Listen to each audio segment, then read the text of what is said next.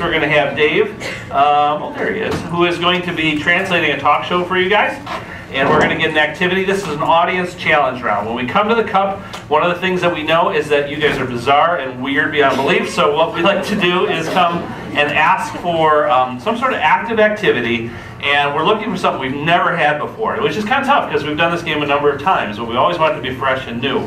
So who's got an active activity? And again, if I don't take your suggestion, it doesn't mean it's a bad one, just one that we've done before. Yeah?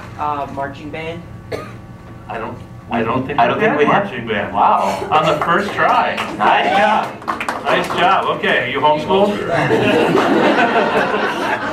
The marching band for a homeschool team is that's interesting either. So, okay. So what we're going to do, Dave is going to translate. Dave doesn't know sign language, so he's going to have to use mime and facial expressions, things like that. So are you ready, Dave? Yeah. How about you guys? Yep, sure. All right, this is the game of Translator. Really happy. Yeah, absolutely. Oh, welcome back. Welcome back. I'm Whit, and welcome to Whit's End. I've got two wonderful guests, John and Andy. Guys, we're really excited to talk about all things musical, and in particular, we're looking forward to hearing about what's new in the world of marching bands. Well, I would say the thing that's most popular right now is actually doing techno music with marching band. Okay. So does that require different instruments? Well, most of them have what are called DJ pads, and they spin records. But they still do the marching band, like high kicks and the dancing routines and stuff like that.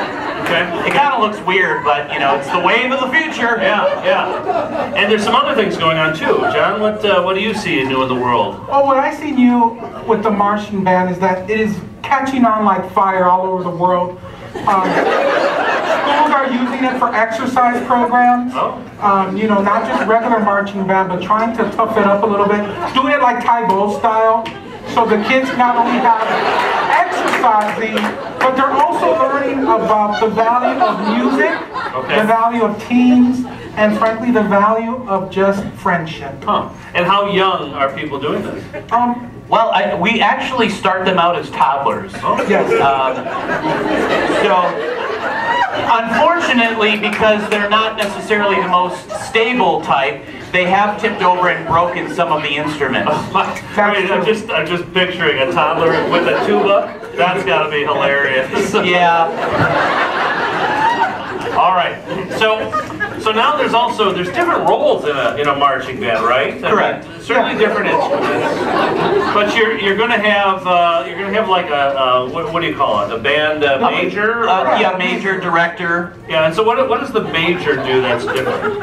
Well, he or she would be the one that would actually, by miming with his arm, keep the tempo, so that everyone in the band can watch him and stay on tempo based on his movements.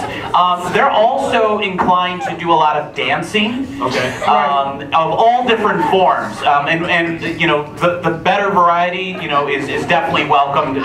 River dancing is very popular.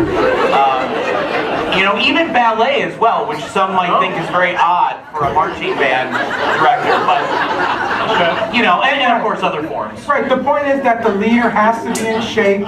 He has to be ready for anything.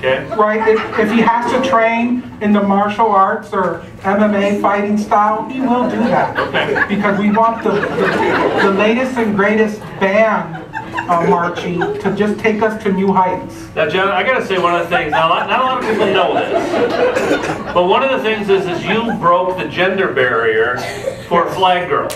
Yes, we did. You were the first male flag girl in a marching band. I was. I mean, it was something I had dreamed about doing all my life. In high school, I didn't have many friends.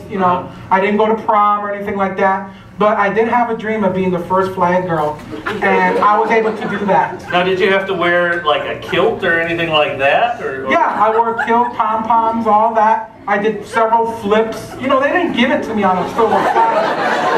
You know, I had to earn it. I had to earn it the old-fashioned way. I worked at it, and the flags just, you cannot, it was like if I had nunchucks in my hand, basically. Oh, okay, all right. All right, now before we go, you guys don't just report on the trends, but you set them, right? Correct, yes. So what do you see for 2014 and 2015 and beyond in marching band? Well, I would say that it's going to be more of an environmental change. And what I mean by that is, you know, typically marching bands are performing in parades or at, you know, halftime at a football game. But what I see happening is doing them in locations that are not, you know, typical to marching band. For instance, there is a team in California that now is doing marching band on surfboards in the middle of the ocean. So not only do they have to play their instrument and do it well, but then they also have to incorporate the balancing of, you know, staying on a surfboard as well as not being eaten by a shark. Well, I suppose if you fall in too and you're a tuba player, you can probably communicate with whales. You could, absolutely. Actually, speaking of which, there was a young lady in San Diego who communicated with a dolphin, and the dolphin gave her a ride back to shore. So that was cool. That must have been very special. Well, guys, I'm sorry we're out of time, but this has been a great segment. Thank you for joining us. Thanks for tuning in to Wits End. Thank you.